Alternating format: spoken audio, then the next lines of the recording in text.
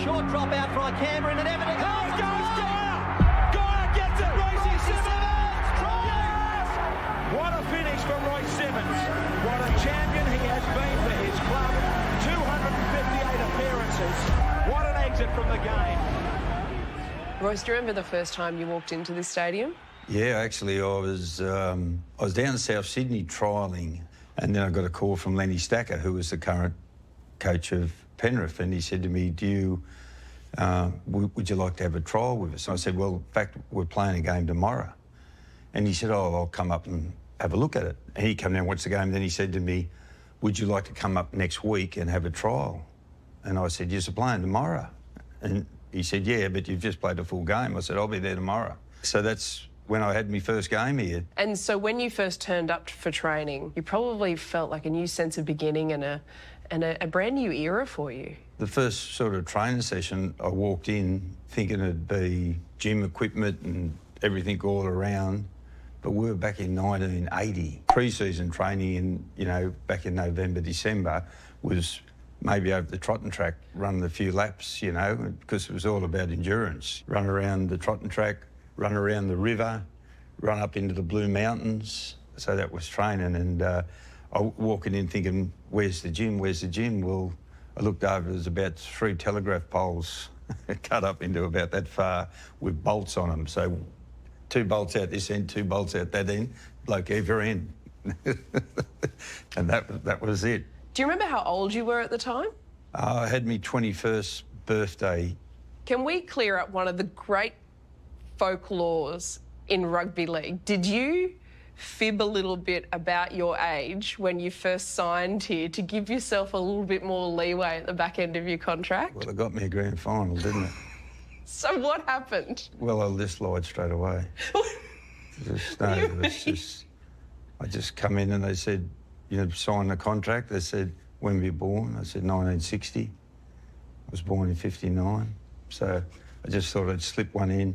I'd seen people in the bush doing it for years, the old captain coaches, they're about 40, trying to get another year out of their thing, and they're always, they'd take about 3 or 4 years off them boys. I was only an apprentice. And no one cottoned on? No one ever questioned it. So when you said you had your 21st, was that your real 21st or your fake 21st? No, that was me fake one, really, yeah.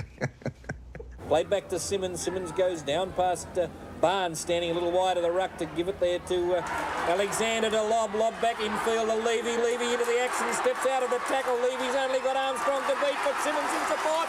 And Simmons from 15 metres out finishes off a 50-metre raid for Penrith. They're starting to cut loose now. And your career here at the Panthers has been so extraordinary. And really, you've had the light and shade of everything that rugby league can offer. How do you look back at the 12 seasons that you had here? Magic. Wouldn't change anything, including the wooden spoon.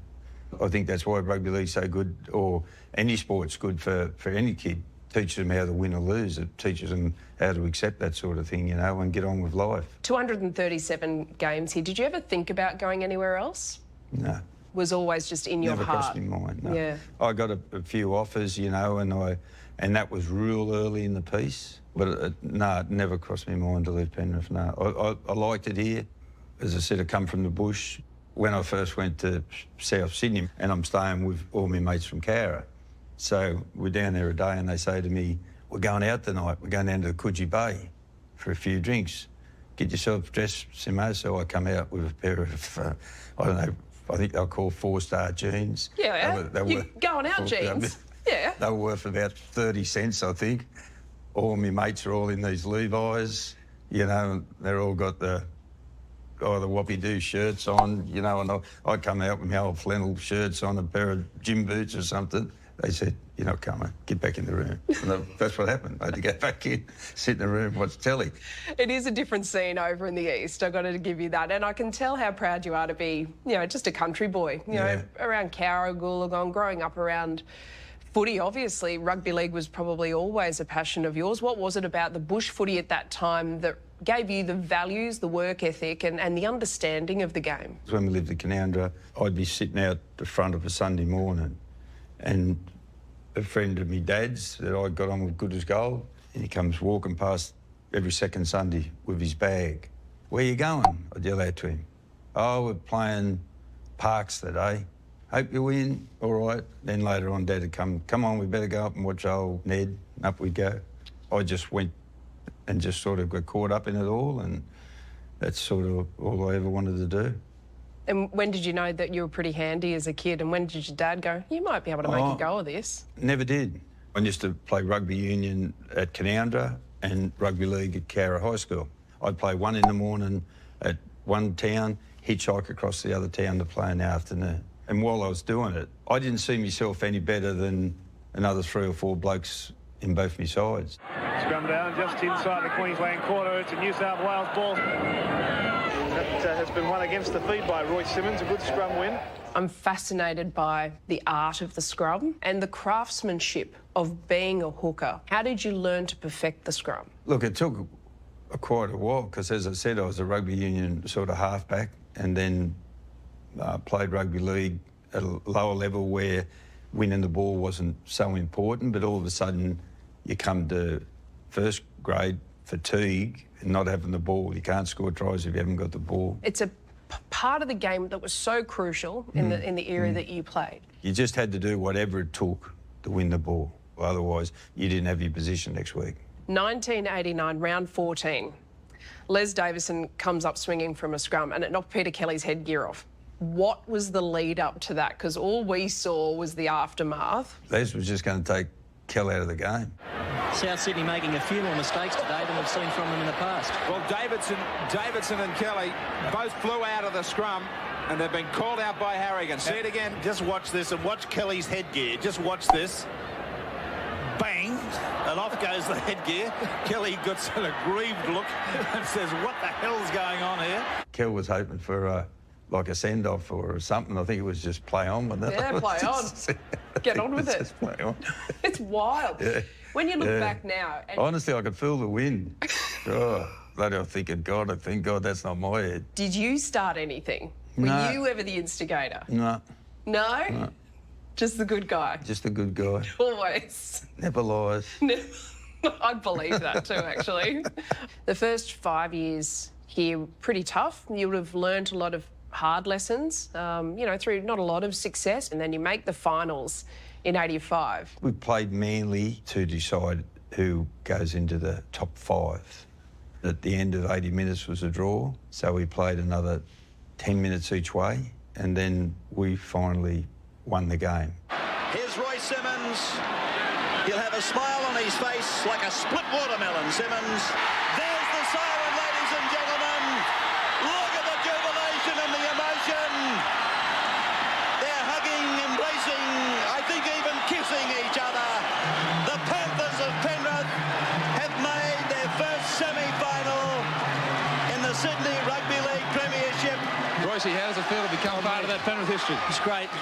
It's unreal. I don't know what to say. It's just tremendous. The effort the blokes give at the end there, they did too, but they give all they had Manly and we give all we had. I don't know. I can't say nothing. It's just tremendous. The boys were grabbing a beer, grabbing champagne and all this. And I like a drink, but I'm coming in, I'm saying, hey, boys, we've got to play in 3 days. Forget about all this. Let's sit down and get... Yeah, shut up, Simo. We've made the semis for the first time, And that was... And it's good because it was a great thing for Penrith to finally make the semis after so many years. But I was just probably a bit more experienced and all... And we had a very young side. And I'm saying, settle down, boys, settle down, because it's on again in a few days. Then we had to match up on the Saturday and play Parramatta. After about maybe 20 minutes, it's about 15-0 or something like that.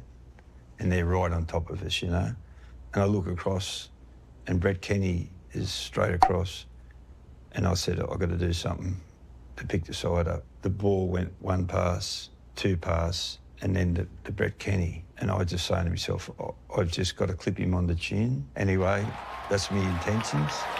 Here's Kenny away from Simmons. And he's into an opening. Kenny inside 32.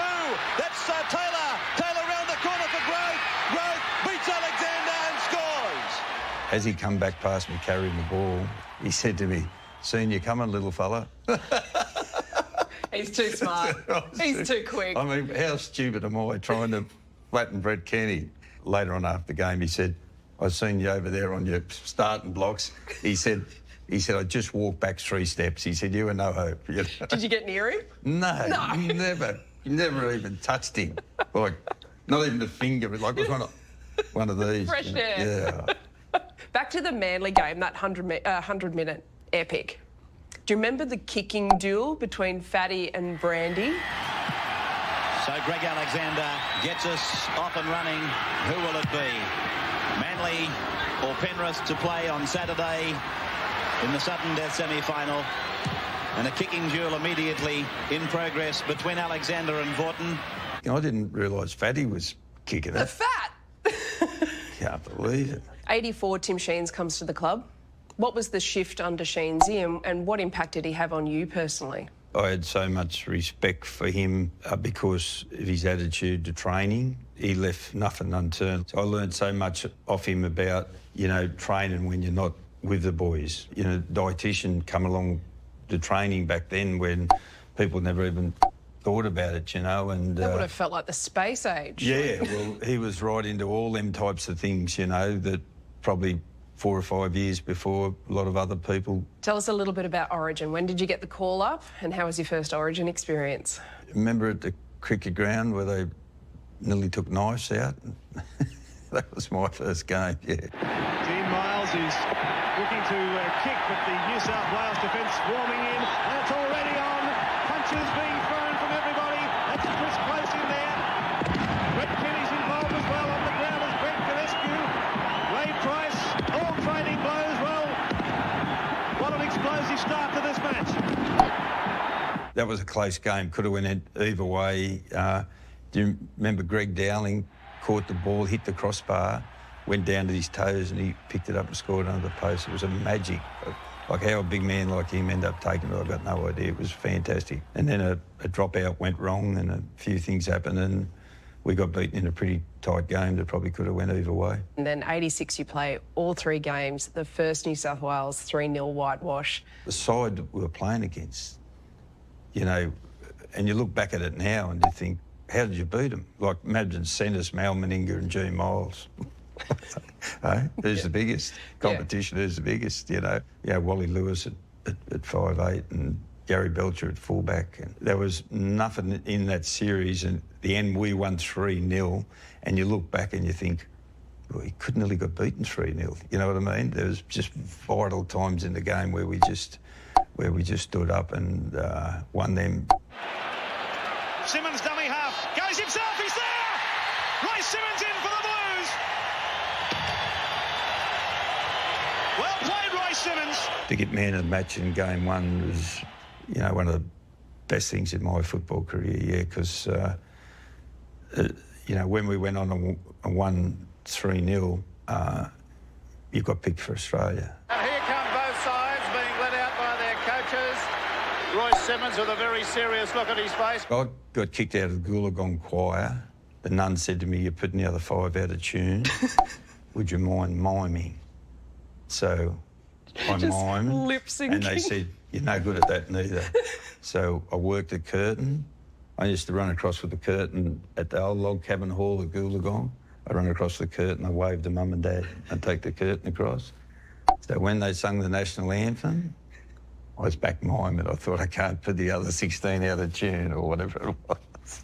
Even with the green and gold on your back. As much as I loved it, and I would have loved to have seen, I'm pretty good at it later on. I practiced, so I was a bit better at it this time around. But yeah, if you want to have a good laugh, have a look at me singing the national anthem, because nothing's coming out.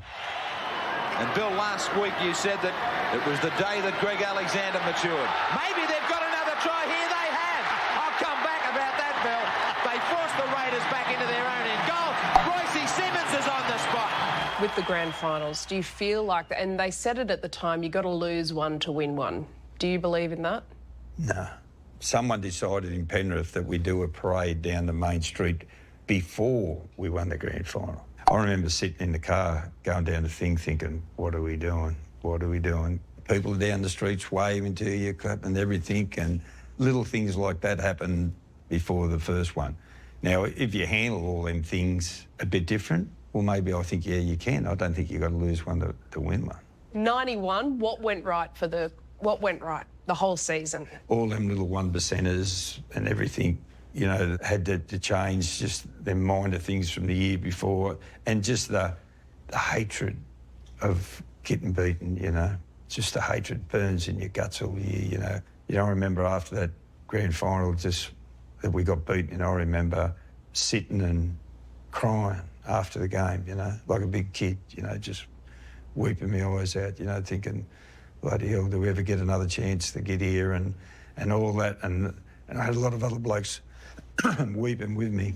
To me personally, the hatred of getting beaten makes me want to win more than the satisfaction of actually winning. That will to win, I think, just, you know, on that day, like we just took the ball away from them and never give it back. You played that way. You played that way like you weren't going to be beaten again. Yeah. And especially you. How was it scoring 2 tries? Oh, it was the biggest fluke of all time. I know that. I wouldn't know when I scored the last try. I remember scored a few tries early in my career and then went for a bit of a lean period. The one that we remember is a couple of minutes from full time, you crash over. Elation and moment that we've all tapped into that we can see on you that we were able to share with you. Anyone would have scored a try because we just took the ball, as I said, we took the ball away from it. And Brandy, you would never see a halfback do what he did. Like, people say to me, honestly, after the game, they said, you should have won the Clive Churchill. I said, no, I shouldn't have. It's the best player on the field was a halfback by a mile. You've seen him for his entire career. What was your first impressions of him?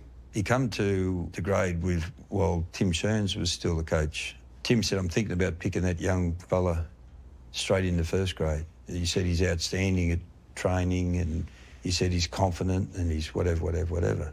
I said, Tim, without being rude, mate, I said, I haven't even got any hair on his bum. Because he was a schoolboy. Yeah. And I said, he'll get killed, mate. So he said, no, I'll have a bit more of a think. But anyway, so then he played him in the centres in reserve grade. He scored about 4 tries first game, see. So then he moved him to halfback in reserve grade and he scored another 4 or 5 or something.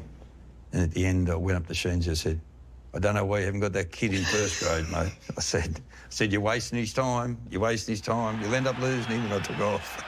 Alexander, little chip. He knew they're up flat. Izzard's going very fast. He'll get the ball. His support. Connor, he held it back. Got it to Alexander. Alexander, he's going for the corner. It's a try. Oh, that's a great try. That was all Greg Alexander with a touch of icing on the cake. He's such an athlete, but he had a grace to his game, if that makes sense. Like feels like he had a lot of time, and the good ones always look like they've got time. Well, pace. Pace, quick. Pace, well, the pace gives you time. This time Alexander has it fair and square, throws the dummy through the gap, he's away. Alexander, this is going to be a blinding individual try. Alexander from 30 metres out through the easiest of dummies and diagonally sped to the grandstand corner over 30 metres. Alexander in for his first grade try. What about a young Brad Fittler? Do you remember the first time you saw Freddie? The little General Simmons goes into dummy half, and this is one of the exciting players in rugby league in Australia, and Brad Fittler. Oh, superb play. That is a magnificent try. That is the try of a champion.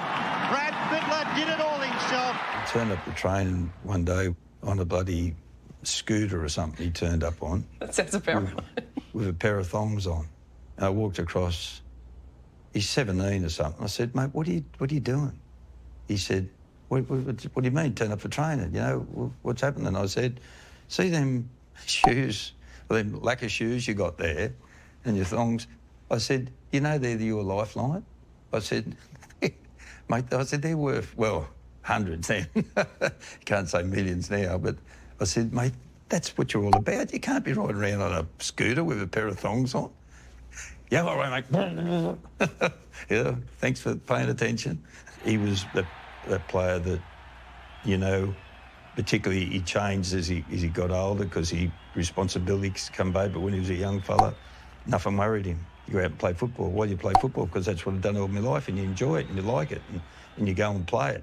And I get frustrated and I think, oh, I've got to get ready to play and I've got to do this. And they just a class above you, you know, they just turn up and, oh, yeah, we'll have a game today, Simo, yeah, whatever. What about at the opposite end of the spectrum? You've got some ones that have a bit of a short fuse. What about a young MG? Oh, I can't go there with the MG stories, no. Is there any of the stories you can share? We went over to France to play a game of football, and Ron Willey was the coach of Penrith at the time and coached New South Wales when we won the series 3-0. And Ron loved taking for rugby league to where it was battling a bit. So he took us, he said, you just want to go to France for the end of season trip? And everyone said, oh, yeah, we'll all go, you know. We got over there and we had our first training session and I pulled a hemi. Ronnie come over and I said, Ron, I said, I've tore a hamstring very badly. He said, well done, mate. So he was happy for me to pull me hemi. He knew I was getting old. Anyway, we got over there and we went out to a pub. We didn't know, but the mafia of the town was actually there. Someone got into a bit of an argument. The French, they all linked up and they come kicking at us and we had a bit of a blue and they got a dog out and I got to set a dog on us and anyway, someone yelled out, run, run. I said, don't run, don't run. I was the slowest. Imagine they said, run, run, I'm going to get eaten. I'd soon charge the dog. So a bloke comes down, he pushes MG in the chest once and I go, oh, don't do that, don't do that. And he pushes him again, that's two. Then he went to push him the third time, MG went off. MG cleaned them all up and we got in the car and went home. For you, after you retired, you obviously have been a fan of the game forever. You still wanted to remain involved. You went into coaching. How'd you find that transition? Yeah, I'd probably change a few things if I had another go. But, you know, doesn't matter. I really enjoyed what I did, you know. It was, I probably expected everyone to be a little bit like myself. Everyone's not the same. Like a bloke like Brett Kenny. See, I can't get Brett Kenny to, you know, want to sit down and do the things I used to do about the game, you know, and he's just... So casual. So casual. I remember him in I think it was one of the first tests I ever played in New Zealand. He walked past, he went, boom, and he hit me in the belly. Gotcha, too slow. You know, the thing goes, I'm so, get away, idiot, what do you... He was playing games, like it's 3 bloody minutes before we run onto the mill for a test. Gotcha. It got me all right. For you personally, the last few years, you've had a different set of challenges, your diagnosis of Alzheimer's disease. How was that to hear? The doctor just said, look, mate, you got, you know, Alzheimer's or dementia, whatever you want to call it. And then he just kept talking and I just went into Disneyland. I don't know what he said for the next 10, 15 minutes. A lot of people think dementia is, oh, he's gone mad. He's an old fella and, he's gone mad, way he goes, you know. They don't realise that, you forget how to eat, you forget how to go to the toilet, it wrecks your family's life, the people that got to look after you. I want people to learn that it's a terrible, terrible disease. And then your wife, it wrecks your wife's life. It wrecks your kids' life. They've got to come and look after you. I want people to know so we can sort of try to help kill this terrible disease off. So I seen Mark Hughes doing all these good things with beanies and I thought, stop feeling sorry for yourself, idiot. Get out and do something. So I've started the walks. We've paid for 4 research programs and they're worth $380,000 each. We'll pay for another one in a few months, so there'll be 5 things. But it's the awareness that I want to get out there. So I thought we'll just get out and help and see how we go. it's very true to character for you to just get out, get on with it, and do something positive about it. Royce, thank you so much for joining us. You're a champion, and we thank you for all the beautiful memories you've given us. Thank you.